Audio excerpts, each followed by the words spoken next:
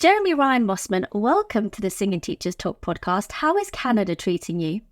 Oh, Canada's great. Thanks for asking.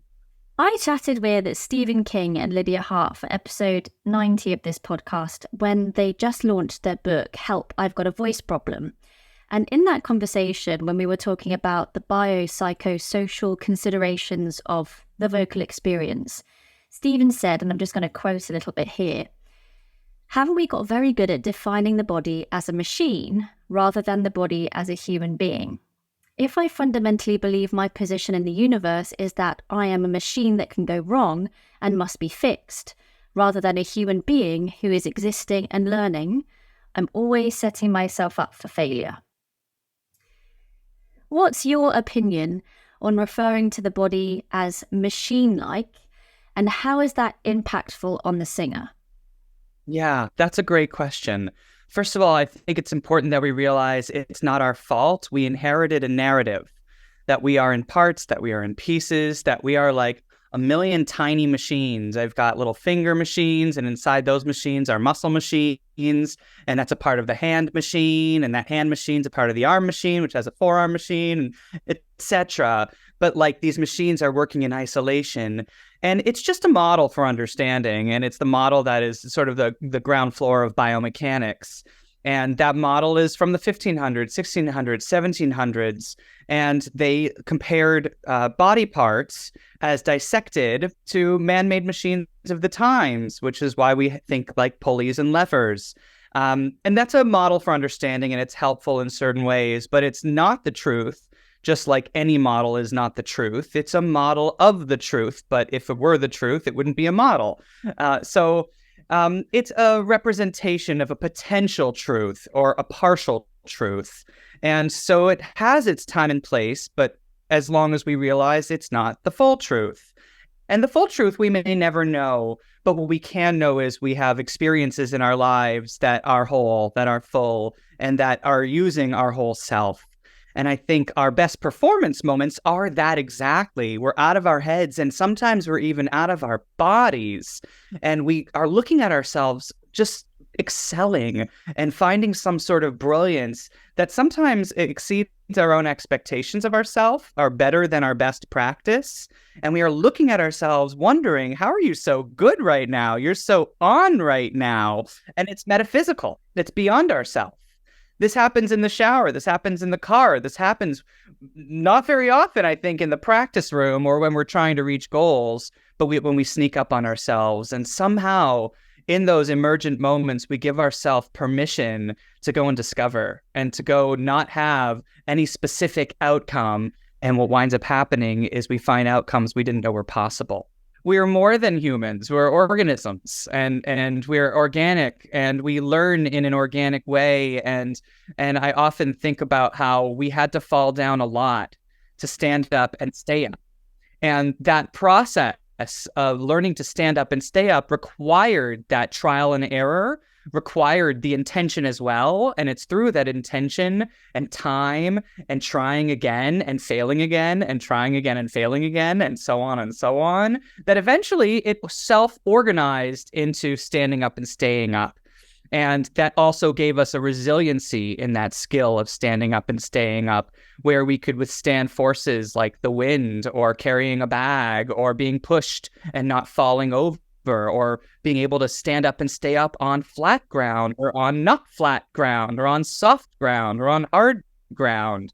And so there's this adaptability that is a part of all of our very, very reliable skills, like standing up and staying up or talking, aside from, like moving into pathology or some organic problems, or when, some disorganization happens and we have sensory amnesia. But our best skills, we don't think about. And so if you asked what muscles you use when you walk, you could probably find a definition in the textbook, but go and apply that to your walking, and your walking wouldn't get better. Your walking would probably look a little bit clunky, and you wouldn't be as graceful for thinking and dissecting in your mind, what am I doing in this moment with my muscles? That would be very stressful, I can imagine, having to think about that. Right. That's a lot. to hold, while just the intention of walking, we can walk, and we walk well enough. Your pedagogical approach encourages integration and not thinking of the body as isolated parts. And you've expressed in a recent social media post, actually, about creating images of wholeness and how that can help us. What does it mean to create images of wholeness? It could start with parts. It could start with the whole. I mean, it's kind of a pedagogically useless phrase to say everything is connected to everything, even though it's true. Where do you begin with that phrase? What do you do now? But to be able to know that when I move my lips, I'm not just moving my lips. And maybe there's something obvious that my cheek is moving too because it's connected to my lip. But what's connected to my cheek? There are connections down through my entire throat, up through my soft palate, through my nose, down through my torso, down to the pelvic floor, while my pelvic floor is connected to. And we can keep building on and building out so that we can know and actually embody a sense that when I move my lips, there's a whole body that's also moving. A concept called close packing, that there's no actual atmospheric space in the body, aside from the air that we breathe into our lungs, but there's no empty spaces. We're completely dense and filled in. And so when I move one thing, that thing, quote unquote, neighbors are also moving, and their neighbors are moving, and their neighbors are moving. So a movement one place is a movement everywhere. And I think a big part of the sort of idea, the model that I carry in my head, is how we help singers build an awareness that they are working with their whole selves at all times, and that extends beyond the body. That also includes expression and connection and communication and musicality and all the elements that get synthesized at some point. But I like to bring it in and integrate it in training. So it's not just the isolation of parts from the whole, but also the integration of all the elements of performing, whether it's performing on a musical theater stage or performing in a concert hall or an intimate setting or a recording studio, that whatever the end game is should be brought into the training, because ultimately it has to be connected at some point. So why not hold that all in one space and consider all those elements that actually become feedback loops on each other and support each other? This is talking actually to the idea of tensegrity, which is part of the model, right? A tensegrity is sort of separate parts that are held together through a tensional network that's continuous. So so people who are watching can see this tensegrity that I built out of chopsticks and yarn. If you're not watching, you can look up icosahedron, a tensegrity icosahedron, and see what I'm talking about. But these chopsticks are held together and also pressed apart because of the tension of the strings. And when I move one part of it, every part moves. And so it's a communication network.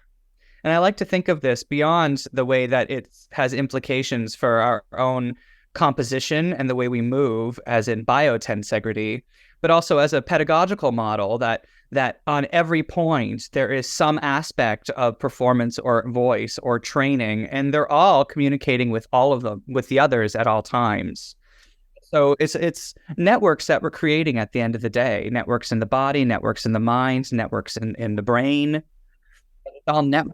And so how do we network what needs to be networked, leaving some things subconscious and bringing some things more conscious, but covering all the boxes, all the bases, checking all the boxes. So we know that singing isn't linear. It's not a process of succession, one thing after another. There's a lot of that energy that's being fed back down onto the vocal folds. Are there times when thinking of the voice or training the voice in a separate part is useful or necessary? And if so, when? That's a good question. I think there's always a time and place. It's so long as it's knowing that we're going to eventually zoom out and integrate it into the whole picture, so that we don't fixate on one atom, but that the atom is a part of a whole network of knowing. But yeah, I think sometimes we want to shine a light in areas that have been dark, and there's a lot of areas that singers aren't aware of. And so just turning on the lights, the process of cultivating some awareness, increasing interoception, that sense of my inner life, can be so important in training, and sometimes more important than any kind of movement intervention. This isn't true everywhere in the body, but in many cases, there's 3 times the sensory nerves to motor nerves. So the body and brain are prioritizing sensation over movement. And sometimes just helping somebody become aware of something that they weren't can be all the intervention that's necessary. Something new will occur just for becoming more aware of one aspect of their body. I'm quoting Joanne Avison here, who's a British fascia therapist, who says, there aren't parts, there are distinctions.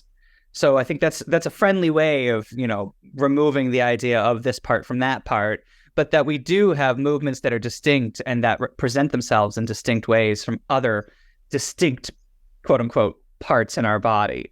But this is so embedded in the way we think of self in parts that it's really hard to divorce ourselves from this language, which, now quoting John Sharkey, a clinical anatomist, says it's a language of convenience. And so we can take advantage of that language of convenience and talk about parts as if that's a truth, but also knowing that there's another truth, that those parts are integrated into a whole, which is what's called a complementarity. 2 things that can be true at the same time. Like Schrodinger's box. Or no, Schrodinger's cat, sorry. Yeah, right. The superposition that, we don't really know. So how do we become aware of parts of the body that may not have as much brain area dedicated to that sensory or motor feedback? And I do apologize if I have not explained that or asked that question particularly well, but I'm just kind of referring to that homunculus man, where we have way more understanding and sensory awareness of our hands compared to something like the knees. Right. Well, that homunculus was created by us through our movements and through our behaviors. And so it's through behavior and movement that we can change it, because the brain is plastic. So like touch is a wonderful way of becoming aware. Movement, but quality of movements, we can move in such a variety of ways that it's not an amount of movement, but like searching for a quality, like gliding through our movements, which can really show us a real healthy way of moving that actually hydrates fascia and can unstuck some adhesions just through finding a quality like glide. Finding a different pace for your movement will really light up the system as you move in slower and slower motion, like Tai Chi, which takes advantage of our pre-stress, of how our body is created in tension and how we work with tension at all times. So there's lots of like games you can play just to light up new possibilities and find that you get stuck in certain ones. One of my favorite things to do when a singer is feeling a little tension in their jaw is to help them move it slower and smaller and slower and smaller. And I ask them to do that half as big and twice as slow and half as big and twice as slow. And they'll never find an ending point if they're always dividing it in half. They'll go on into infinity and probably find themselves in a meditative state in not a lot of time, and eventually become aware of a whole host of connections, because they're moving in such a teeny tiny way that might be invisible to an objective eye, but very, very sensual, very, very feelable to the person moving. And something will shift in them, and their brain and their subconsciousness are watching the whole thing and, waiting and mining out so much more than their conscious awareness possibly could. So there's lots of different timescales at play as well. How much of this is related to the work of Feldenkrais? A lot. I owe the training that I've had in Feldenkrais, and not quite finished that process yet, but I've been in the Feldenkrais professional training program and have completed only 3/8 of it, partially stalled because of the pandemic, which was what inspired further learning. But, Feldenkrais has this system for learning that is so amazingly experiential and personal that, what one person experiences and gleans from a lesson could be so significantly different than what somebody else in the same space at the same time could be gleaning. And it really gives permission to not know as a teacher, to be able to offer something to a student and have no expectation of what they're going to get or how they're going to grow. To quote Neil Thies of Notes on Complexity, you don't know what the outcome will be, but you know there will be one. Can we talk about the fascia for a second? Because you've given talks for the likes of the Voice Study Centre on Fascia 101. Just remind us what fascia actually is and why we might want to consider it. Yeah. Fascia is our connective tissue. I think is if you know anything about fascia, that's probably what you know. But it was thrown away in classical dissection as being inert and just the packing stuff that was in the way of the important stuff like muscles and bones and organs. And so for centuries, it was discarded, literally discarded as not important. And it was just, in the last few decades that somebody said, well, I wonder what this stuff is all about, this stuff that we've been literally throwing away into the bin. And so they started to recognize that not only is it important, but it's highly innervated, that it's more innervated than eyes, than skin, that we could actually say, and some do say, that it's our sixth sense, that it provides our sense of feel, right, of sensation. It is an interoceptor, it is an exteroceptor, it is a proprioceptor, it is self-sensing, it is self-regulating. So it's our organ of feeling. It's also our organ of force and energy flow, that when you touch, first of all, it's important to recognize it's everywhere. So imagine this everywhere in your body, that in the book, Fascia, What It Is and Why It Matters by David Lasondak, he calls it the soft skeleton. He may be quoting somebody, so we should look that up. But that it's our softer skeleton. But it's not just soft. It's not just mushy. It can be firm and stiff as stainless steel, tensile strength of stainless steel, depending on how you touch it. And it's everywhere. So if you push into your hand really hard and fast, you'll feel your hand stiffen up. But if you touch your hand really soft and just feel the fabric under the skin and keep touching it softer and softer and softer, your hand will yield. Because fascia is like a non-Newtonian fluid. It is fluidic. It's like a gel, very collagenous. And so when you touch a non-Newtonian fluid with a lot of force, it stiffens up. And when you touch it with a soft force, it becomes softer. So it's not logical. We would think, when I want to get into the knots, I really push hard. But I'm actually pushing hard into a fabric that's stiffening against my fingertips, and I'm looking for less stiffness. Yeah. So to understand that we have an evolving understanding that we don't really have a muscular system and a skeletal system. We have a myofascial system, and some may even consider bone and the skeleton a part of that myofascial system, because bone is crystallized fascia. It's fascia plus hydroxyapatite. So it makes it more stiffened, but it still has a soft tissue-like response in its elasticity. Elasticity not meaning stretchiness, but its resiliency to come back to its original formation. So to appreciate that we are made out of soft tissue and that soft tissue responds to touch is a real game changer to me. Because I know that self-touch is a thing that a lot of voice teachers encourage in terms of massage and feeling tension and digging in. But if we knew that what we're digging into is actually responding in the opposite way as we expect it to, then we'd instruct that in a different way. And that a softer touch goes a whole lot further than a harder touch. And it doesn't make sense. It is not logical, but it's not Newtonian physics. So it doesn't play by those rules. And you also mentioned that this is a big old organ. It is an organ, right? But yeah. It's an evolving science. So many say it's an organ. Many would say that's controversial to say. Okay. I'll scrap that bit in and I'll say... Leave it in. Okay. Because it's the, I mean, you don't have to, but it's the truth of where we are right now is that it's very much evolving an emergent field. Yeah. Okay. Well, whatever the fascia is, this big thing, this connective tissue is our feel. Is that why some might find themselves becoming emotional when somebody manipulates the fascia in their body, or becomes like they're being held, or whatever emotion that might kind of pull out of you? Right. I mean, think about how when we have a shock, what do? We stiffen right up, right? So it's somewhere in our emotions, in our psyche, and in our fabric, in our physical fabric, in our fascia. And so we store our experiences in our body on a theoretical level. And this is sort of what the Body Keeps the Score is all about, and some other fascial interventions like fascial unwinding, that it can be an emotional experience because there is a holding right inside of the physical fabric. And this also talks to the network of networks where, we are not isolated. Our emotions and our psyche and our body are not isolated from one another. They are feedback systems to each other. And so that it makes complete sense that somebody could find a release in their body and have a release of emotion at the same time, and maybe feel better psychologically afterwards for it too.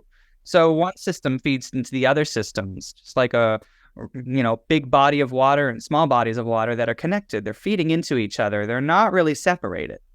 It's a long answer to what is fascia.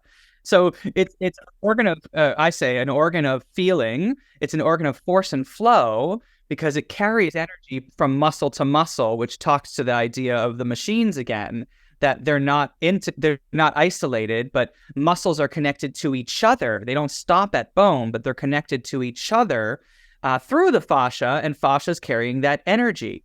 So when you take a step on the ground, there's information flowing from your foot through your body that helps you stay upright against gravity, that's moving your spine, that's moving your shoulders, it's moving your head and your eyes, and it's all information that could theoretically be gleaned from the way that you're walking, the way you're interacting with the ground. So it's the organ of feeling, it's the organ of force and energy flow, and it's also our organ of form. That it is the shape of our body, the behaviors we do repetitively create our shape in part, so, like beyond like eating things, but that our actual behaviors shape ourselves. If I was going to do a lot of ballet, my body would look a certain way as opposed to if I was going to do hip hop.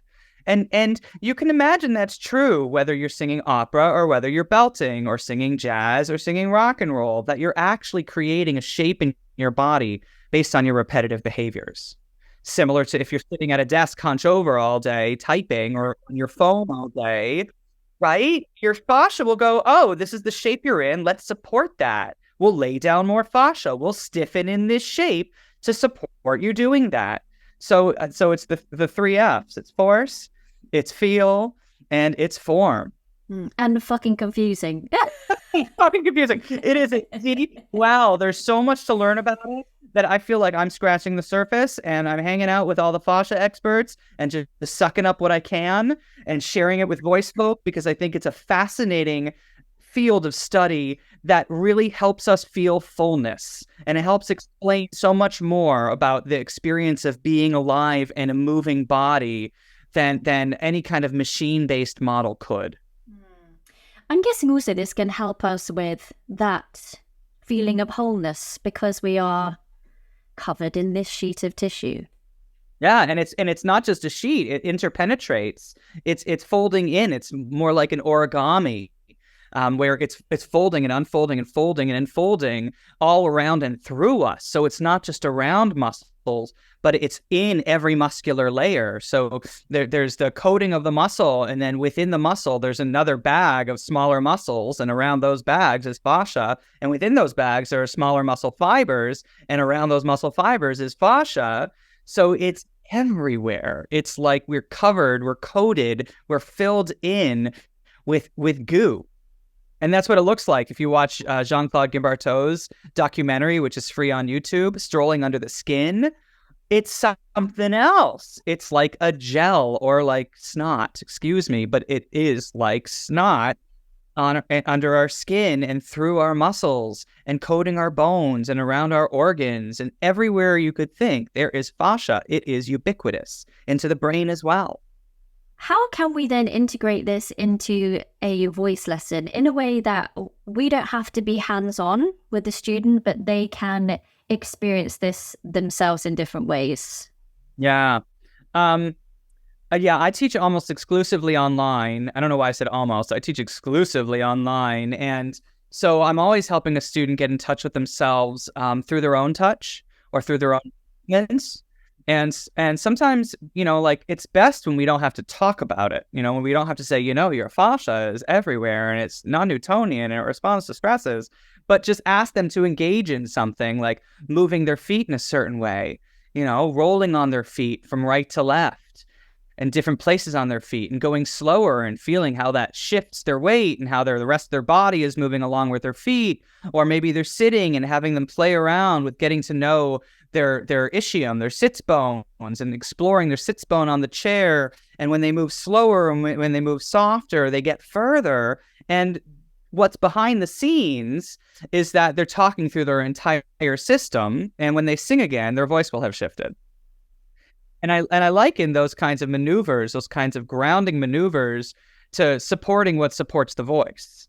Because if what supports the voice is something internal in the body, then what's supporting the body is the ground. And we get our energy from the ground, and in the best of cases, right? When we stand up, we push down. And so if we can get our singing energy from the ground, from the way the ground is supporting our body's weight and the energy we want for our behaviors, then we don't have to work as hard. So I think there's always a little bit of fascia kind of intervention in my mind's eye when I'm watching and working with a student. But do we say the F word? Not always. I think my students probably do know a little bit about fascia, but it's more on what the need to know basis, because this is sort of important to the paradigm I'm living in, is that it's not information based, it's sense based.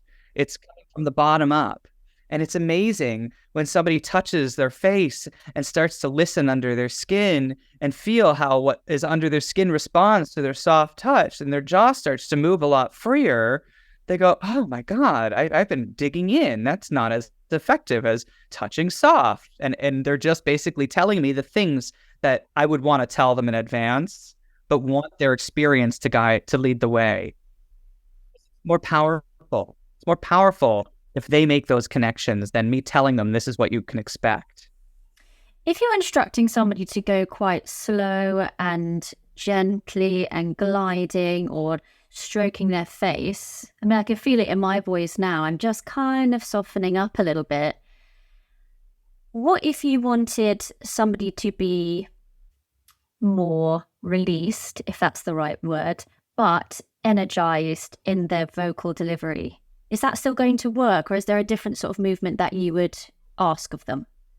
Yeah, this talks to qualitative movement, and I like to use Laban, Laban. I love to use Laban because it's so simple and seems to be universal, using words like float and glide and press to help somebody embody different qualities of tension. And that, in reality, is what it is, that we aren't bodies that relax. That if we relaxed when we went to bed and woke up in the morning and we have this relaxed body, we'd be putting our muscles back on our bones and we'd be putting our organs back in place. But it's not that way. Everything is tensioned into place. So we're always working with tension at all times. Now, it's also a compressional system where historically we thought it was kind of strictly a compression system, which is the image of spine as a stack of bricks. And that doesn't work out. That doesn't make any sense. Our teeny tiny foot bones would be crushed under the weight of the rest of our skeleton. And as it were, our heavy bones are kind of on the middle and up top. And we don't feel the weight of every vertebrae in our head on the lower vertebrae or on our feet at all.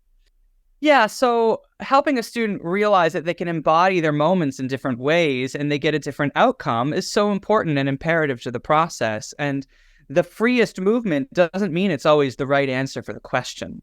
But I think functionally it is important to find freedom in our movements so we have choice. And choice is so much about what artistry is about. And if we think about how often we're told to relax in a singing lesson and then compare it to what we see on stage, whether it's a rock concert or a Broadway show, nobody looks relaxed. They look active. And so this is part of the integration. What does this look like? What does the actual outcome look like? And I've made collages of both opera singers and Broadway belters, and nobody's relaxed in any of those collages. They're all purposefully tense or appropriately tensioned, or they're using themselves in a way that's appropriate for the vocal task. And if we don't look to our body to provide that kind of tensional integrity for the vocal task, where is that effort going to go but the voice? And we want to displace the effort from the voice outwards. So look to structural areas, look to the big stuff that could potentially take the weight, take the effort, and not tire out, as opposed to the vocal folds, which, we leave them up to more, fragility if we ask them to do all the work. Can we pop that into a scenario then? So let's say you are working with somebody who's about to be in Les Mis, for example. Yep. That's kind of universal one for everyone to kind of get on board with. Imagine that person is directed to be sprawled on the barricade, maybe upside down. They're singing away. They've got intentions of revolution or wherever they are in the story. How can we train that person to have that helpful body stability, but vocal balance and freedom, for want of a better word? Right. Beyond trying to replicate the barricade and the leaning back, which you do, like get a chair and lean back and work up to being able to sing in that orientation without any kind of vocal strain or internal confusion. I think the adaptability comes in the play that you bring into the learning experience, that there isn't just, singing on my feet, but that we could be singing lying down, we could be singing in a downward facing dog, singing in a plank, and exploring a variety of different orientations to gravity while holding the intention of the intended outcome. And one of my favorite nonlinear games to play with a performer in my studio is, can you maintain the outcome but change the mouth shape or change the body orientation? Once you get it like totally that's it, then you want to start to poke holes in it, because we don't want the fragility in the outcome. We want the resiliency in the outcome. And so we be adaptable. And it's really fun to watch a singer. I say, you're feeling that brightness at the front of your mouth. Can you feel that brightness at the back of your mouth? Can you feel that brightness in the bottom of your mouth? And they don't know what they're going to do, but they're holding on to this crazy intention that it's possible I feel that outcome, that brightness or that whatever in some other shape in my mouth. And then they're like, oh, when I did that, this thing moved and I felt this thing shift and and that actually talks to another question you answered about how do you cultivate awareness? Some nonlinear intentions can go a very long way and really excite the body and the brain to find a new pathway, to find a new way of getting to the same outcome, which is what we want to do on stage anyway. And conditions internally and externally are always changing. So the more variability you bring into your voice learning and teaching experience, the more potential your student will be able to get towards their outcomes without having to fish for them in their mind. If changing one thing in effect changes all things, how do we know that by finding that variability, we're not creating issues somewhere else? Yeah, that's a really good question. Our senses are our guide, and our vocal efficiency and the ease of vocalization is also a wonderful reference point. That things are going to become easier, or they're going to become harder and more effortful. And we know that if that game that we were just playing was making you so confused that you're just feeling tight, that you're not ready for that game. And of course, those aren't the words I would say. There's also an important aspect of that. Biological organisms are seeking energy conservation, the lowest energy state. They're seeking efficiency. And so even if you find some pathways that aren't as efficient, the system will self-organize and suss it out. We can rely on our brilliant nervous system if we start to include it in training, start to say and listen for the nervous system's responses. How did the information that we just brought into the system nourish the system so that the outcome can shift in a more efficient way? And so even if we do things that aren't the right direction, quote unquote, right direction, that are less efficient, it's important for the process because it helps the system discern from a series of possible outcomes, or a series of possible strategies, I should say, that some are going to be more effective than other ones. And so if we only have one strategy, then that's very fragile. But if we try everything we can to hit that high note, the system will find the best choice for the moment. It will self-organize in a way that is in line with surviving. I remember that we spoke with Gemma Sugru for episode 118 on the topic of mastering mixed voice and belt. And she said it's hard to separate everything from each other, as we've discussed. When I'm talking about the larynx, I'm also talking about the tongue position, and I'm also talking about the vowel, and I'm also talking about the soft palate position, and I'm also talking about the quality of vocal fold closure. So instead, Gemma seems to get the singer to imitate the sound first and use play, giving the primary instruction as something oral and a secondary instruction as sensory, with an encouragement to bring the tongue or just bring that a little bit more forwards or widen the vowel a little bit more once they found that ballpark. Is that something that you think we should move more in the direction of, in terms of let's play and imitate the sounds first and see what gets set up, and then we can tweak bits? Is that how you approach it?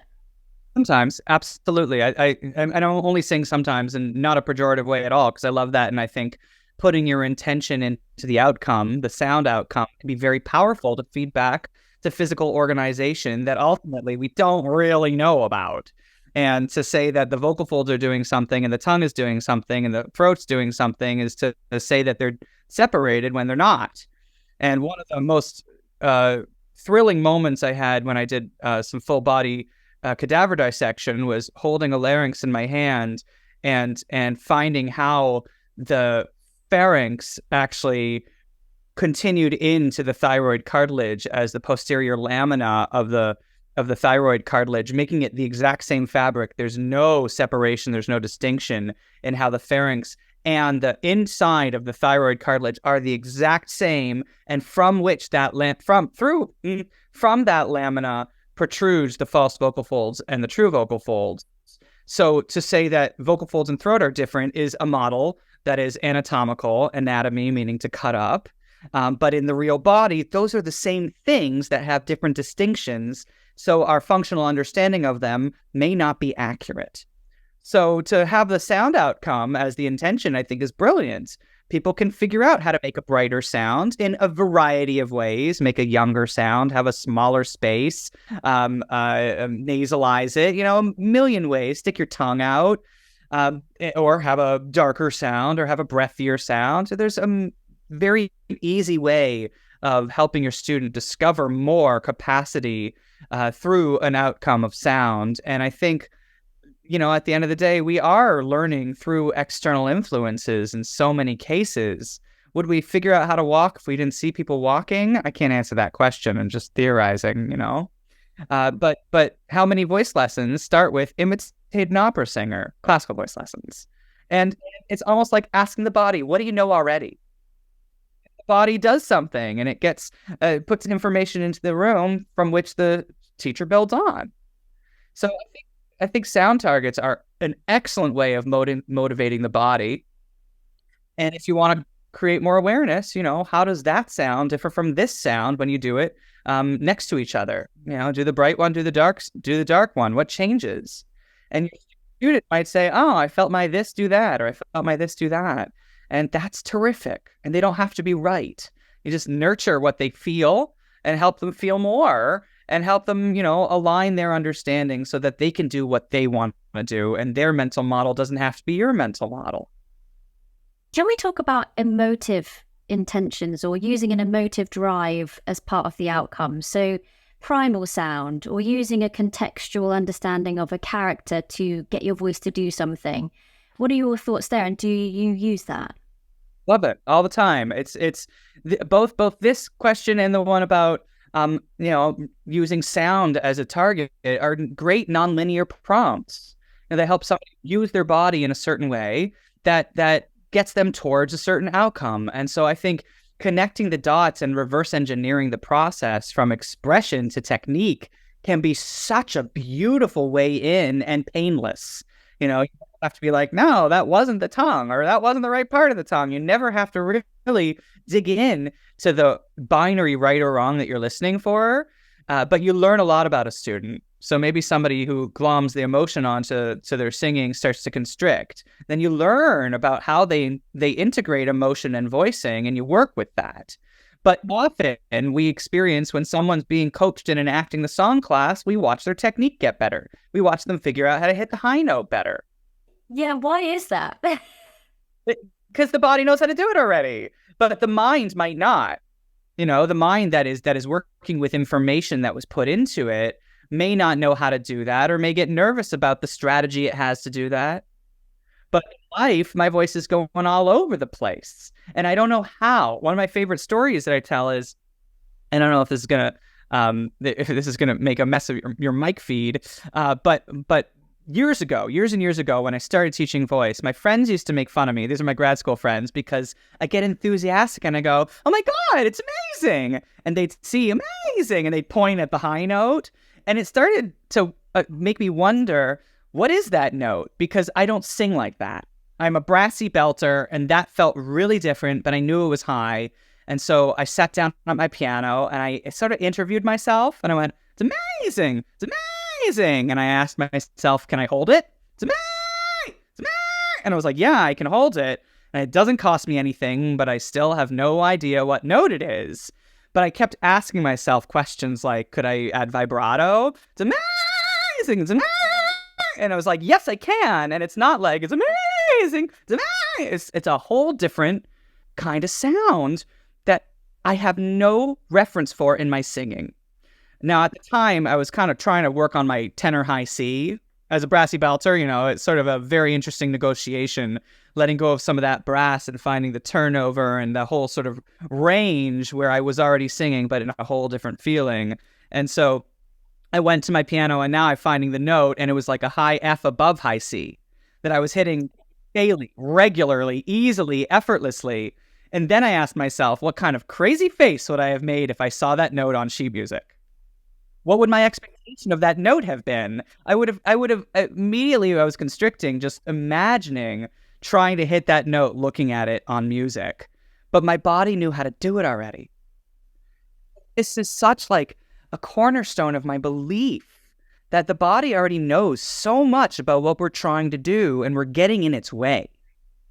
If we could draw out this organic intelligence, this body knowledge, Tom Myers of Anatomy Trains calls it kinesthetic quotient, KQ, as opposed to IQ or EQ, that there is knowing in the body. And if we can bring that out and work with that, then to me, the learning is in the right place, because it needs to be in the body. The mind needs to be doing other things. How would you help someone then who didn't have that experience in their speaking voice? Their expression was maybe a little bit more monotone, and they weren't doing that, quote unquote, naturally. How would you help them then to experience something that they hadn't done before? Yeah, I had a student who years ago, who we were kind of striking out every lesson. I'm like, this student isn't budging. And then I said, do you ever yell at your brother? She's like, "Oh no, I never yell." I'm like, aha. We're building on something that's not there, or I'm trying to build on something that's not there. I'm trying to draw something out that doesn't exist. And so we've got to work with what is and build on from there. And that's an interesting process of learning about what your student already knows. So, I think there's probably a few different ways about it, from bringing out references and playing with emotions and interviewing the body and trying, inspire it to find a little bit more of that kind of intensity in the form to support the intensity in the voice. But it's moving from where they are to moving one baby step forward always. And so it's an interesting thing to try to learn where your student is and what they know. In fact, today I had a lesson just in the last hour with a student who stays very reserved in what they do and sort of has a really lovely ethereal tone, very indie and very right now, but they're always singing like brassy Broadway songs, and they don't sound like brassy Broadway songs. And so I just asked them, I said, your speaking voice is really different than your singing voice. And it's so sad because immediately she said, "Oh, I know I don't support my speaking voice the right way. I don't use enough air." And she started to apologize for all the things she thought I was insinuating. And I said, "No, I think you could actually borrow from that. I think you could borrow from the way you talk." And we started to build a sequence based on her just talking. And by the end of the lesson, she wasn't belting, but there was so much fullness in her sound. And she was like, "I didn't even think to connect those dots." So I think in many cases, we do have the information in our experience somewhere. Different story. I was taking a course years ago, and keep in mind, brassy belter, and the intended sort of outcome was this really fluffy, breathy song, or breathy quality of sound. And that was really different for me and new for me. And I was really striking out as the song went into the area where I belt. And I could feel that my body was like, belt this. This is what you do on this note. You belt here. And I just couldn't figure out a way to lighten it up. I was in 7-Eleven, a corner store, and the song that I was singing was on the radio in the store. And I was just singing along to it in the way that you sing along to it when you're in the grocery store or in a public place where you don't want people to hear you. And I stepped outside of myself and I said, hey, yeah, you're doing that thing. You're actually singing these notes in that goal. You just didn't realize it was this easy. You didn't realize you'd already done this before. And so I borrowed from that experience, and that was totally the answer to my question. How do I find the lightness in this range? I just had to borrow from a different context. I already knew how to do it. I just didn't know I knew how to do it because I was scrolling through my technical brain of all the things I thought I knew, but there was so much more knowing somewhere else. Can we ever be sure of the real culprit when technique is flawed in us? Probably not. Probably not. We can hear what we hear, but to misquote Ida Rolf, this is the way I heard this quote the first time, and I really love the wording, but I've seen it worded in more appropriate ways. Where you think it is, it ain't. The symptom is rarely the cause, and the fascia is a woven fabric, and so it's like a communication network. And when you have a snag in your sweater, you make the biggest corrections from furthest away. And then you start to move inwards and fine tune. So I think when there's a vocal fault on the table, it's like the first thing I do is go to the ground, go far away from it and see if we can make a difference. And often there's a big difference made, and it starts to unravel the issue. And we never have to like poke a hole right at that issue, because that's an area where there's resistance or there's something showing up there and we don't know why, but it's there, and we want to listen for it to evolve rather than harass it and badger it to change, which doesn't make a pleasant experience for anybody involved. So it's sort of a nice goal to not ever have to say to a student, you've got a problem. Just work with what you hear until it changes. Can you walk us through a typical lesson then for you, giving one to one of your students? I know everyone's going to be different, but I'd love to know how you kind of put all this together and implement, getting into the body so that the voice can be doing its own thing, getting out of the head, using these tools of sound and emotional cues. So you can imagine that I'm coming into you, if you like, and I'm like, hey, I'm here for a lesson. What's your kind of go-to things? Yeah. It's really improvisatory and spontaneous, and the more I stay blank through the process, the better it usually is. The intuitive sort of ideas start to flow. But I, after saying, hey, how are you? I ask my student to sing what they want to sing so I can hear the truth of the moment and hear where they're getting caught or hear where they're struggling or watch their face and see, where something's happening or see the signs in the body. And then we talk. And sometimes they'll say something that just gets the ball rolling. And that's, I think, the best case scenario. I don't have to put something into the space. They bring something out and they go, yeah, I was just sort of feeling like I was a little scratchy on that high note. And it's like, oh, well, let's do that again. Let's explore that high note. And so it just is like a ball of yarn that just keeps unraveling and unraveling. And everything that I suggest is built on the feedback that they're reporting to me or feedback that I'm getting from them subconsciously or through my ears. So it's a real spontaneous dialogue that occurs. And usually it's really fascinating. And we get into some areas that we didn't expect. And we're all learning, which is, I think, a feature of experiential learning, that if the teacher can still feel a little bit like a beginner or a little bit in the dark with the student, and we just hold each other's hands until we're both a little bit more in the light, then we both leave that hour or that half hour feeling a little bit richer for it. But some of the things that I love to do is playing with space, space in the mouth, space in the throat, using the nose, and exploring the different places, and not places in placement, but places for sensation where we can sense our sound. And just by playing with those spaces, the student will go, oh, that was way easier when I did it in the nose. And I was like, oh, okay, well, why don't we do that a little bit more in the nose then? And just following the breadcrumbs and just letting them lead the way, because it's their meaning that I'm helping them construct. And so if I can keep them in the lane that they're like eventually that they're seeing in front of them, the path, keep them on their own path, I think it's best. And I just sort of like providing like little nudges along that path rather than trying to create the path for them. I think that's a great way of helping them learn to work with themselves, which is ultimately what it's about, that they are so in tune with their own selves that they know how to help themselves in the moment, because that's where it has to show up. And they've got to have strategies when things are starting to go off so that they don't panic. So lots of different things beyond like working with the grounds and playing with space, and turning the voice off is something my students love to do. And it makes me so excited when my students like, can I do that again, but silently? Or can I imagine my way through that? And they start to pick up on the value of some nonlinear tactics that help provide a feedback loop from their body to their mind's eye versus their ear to the sound. Okay, yeah. So how would explain that a little bit more for me in terms of what's that exercise? Oh, it could be a million things, but it's like a lip sync, and this was inspired by me watching Drag Race, and I'm watching Drag Race, going, like, when that person sings in a challenge where they actually have to sing, they're not a good singer, but when they lip sync, what I'm seeing is right. What they're doing is exactly what it would look like as if they were singing.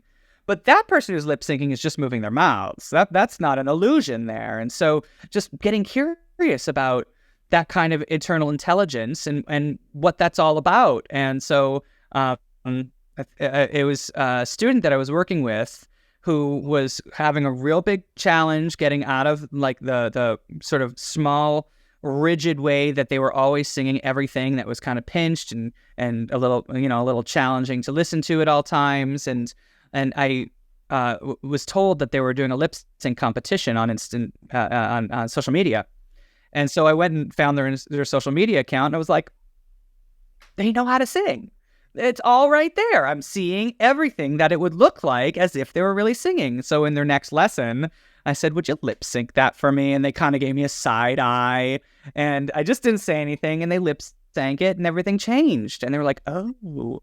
And it was, again, like just like letting go of the idea of what I'm supposed to do, the technical things that I've been told are right, and being able to tap into the body and how it already has some answers. And so that's kind of ground floor of how silent singing or lip syncing can really light up a different feedback loop and get sensations. I just did an info session for my Body-Based Voice Ped, which is a community of voice teachers that I have. And we did this info session, and the lesson that I taught in it had to do with emotions, lip syncing, and the feedback that comes out of that. And so I had everybody lip sync whatever they wanted to lip sync, or sing whatever they wanted to sing. And then I said, now would you lip sync that, but lip sync it like you're really angry about it. Now lip sync it like it's a love song. Now lip sync it like it's really, really sad. And then in the chat, a flurry. And people are unmuting and going, oh my God, I found this brightness, and I found, a different placement, and I found a this, and I found a that, and their voices are off. And I find that so fascinating. I don't feel placement myself. So when somebody else is like, that was more forward, I'm like, how do you know? How do you know? But at the same time, I believe them, and I know that they are confident that if their voice was on, they'd feel a more forward placement. They got a new sensation that gave them different biofeedback that they can now work with and do in practice, and it will change them. It will change their brain and change their habits. And I also think that turning the voice off is a way of bypassing habits. It's just such a powerful strategy that makes no sense on paper, but experientially can be so rich. And there's a whole slew of variations that I've created. I have a whole workshop on silent singing. I call it the body electric, like from Fame, because it's just such an amazing thing that we have here that we've metaphorically dissected away from our way of learning singing. That learning is in the mind, learning is an intellectual process, but behavior is not. And so if we can learn through behavior, then we have a real lovely road where we can self-organize and find more emergent moments in the shower and then in the car when we're singing for joy and something new occurs. Do you still send off with people with exercises like octave arpeggios or the Rossini scale? Do you still find that there's a place for that in your pedagogy approach? I don't tend to do that stuff, but I don't think that that's because it's not valuable. I just never found value in it when I was learning to sing. And I remember when I was younger, realizing I'm really bad at scales, but thankfully I'm much better at songs. And it's not reversed. Yeah. Scales are terrible at songs. You got it the right way. Exactly. I was really glad that I was good at songs and not scales. And so I just never personally connected to them. I do think that I think about the things I ask a student to practice as, if you do this 3 times, 30 seconds a day, then you'll start to change the way something functions, especially if it's something that has value to them. So often in a lesson, there's lots of different options. We're exploring lots of things, and 1 or 2 of those 5 things had a big value to them. And those are the things we pursue, knowing that those other few things that didn't have value are seeds that we planted that are taking root, and another day we'll come back to them and they'll be in a different space for building onto. So I have found myself more recently saying, why don't you do this? Why don't you do this a few times a day this week and just see what comes to you? See how your curiosity bubbles up, because you'll come up with ideas that will make this even richer. So I think there's this element of empowerment too, when there's something that a student is motivated to do again, and knowing that they at some point might feel ownership over it and understand it in a way that is theirs is really important to them ultimately owning it all. Mm-hmm. You've obviously got a lot of experience and have read loads of stuff. So what would you encourage us to check out, which is kind of in alignment with where your thinking is right now? Great question. The first thing that comes to mind is the only case study that Feldenkrais published, the case of Nora, which is like a murder mystery without a murder. It's just how he figured out, the cause of somebody's problem, and it's just so fascinating the ways he sort of wove around to sort of get to the center of the issue. The book Everything Moves by Susan Lowell de Solarsano, which is on biotensegrity, is an excellent book on how biotensegrity and human movement have a lot of connections. Those are 2 great books. Also, Neil Thies's Notes on Complexity is just such a wonderful way of understanding how complex adaptive systems, which is what we are, how we grow over time, how we shift into more efficient states over time. I highly recommend that to everybody. I just did a book club on David Lasondak's Fascia, What It Is and Why It Matters, which is a great one-stop shopping for all things fascia, to understand it in different angles. And it's a really easy to read book with some great images, though some cadaveric, if that makes you squeamish. I think those are the biggies right now. I've really been reflecting on Notes on Complexity, which I think I listened to 4 times on Audible and can't wait to do again, because it's so rich and I think will fractalize itself in time and greater understanding of the nuances of what we're really doing behind our intellectual ideas of what we think we're doing. Mm-hmm. Talk to us about your teachers community and the workshops that we can also get our hands on. Yeah, so last year, from May to May, I did a workshop a month that are all unique and topical. So like one workshop, Why We're Made of Gummy Worms and how that will change your jaw tension, is really how we can use some hands-on things to talk to our fascia, and it's kind of an introduction to fascia. It's essentially what I shared with the Voice Study Center, and other workshops like grounding, how we use our feet, how we use our pelvis, different strategies there, lips and jaw, and how we can use our lips to communicate deeper down, our jaw, how that's bigger than our jaw. So there's lots of different kinds of workshops that are all, cheap, like $35 to $60 kind of thing. There's also a workshop called Sing the Colors of Broadway that's all about different colors of sound and how we can use different colors of sound like primary colors, and we can mix them together to create different voice qualities just by using some auditory targets. So those are the workshops which you can find on my website.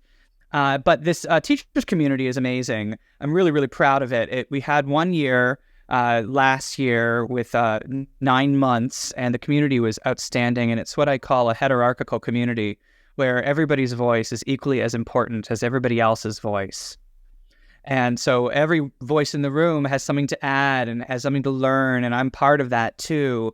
And we just enriched each other. And it was quite amazing to share some of what I've learned about fascia and grounding and some Feldenkrais ideas and a whole host of other aspects of holistic voice teaching and learning.